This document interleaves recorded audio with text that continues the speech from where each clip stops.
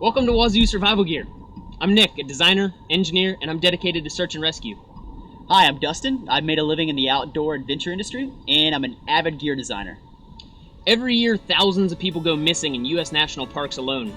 Most of them are lucky enough to be found by search and rescue teams, but still, hundreds of them die of exposure every year.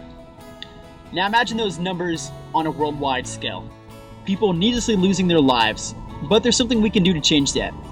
If we disguise survival kits into mainstream items, people won't think twice about incorporating them in their everyday life. Then they'll actually have them if they ever need them. Imagine how many lives could be saved with the properties of being able to create fire and signal for rescue.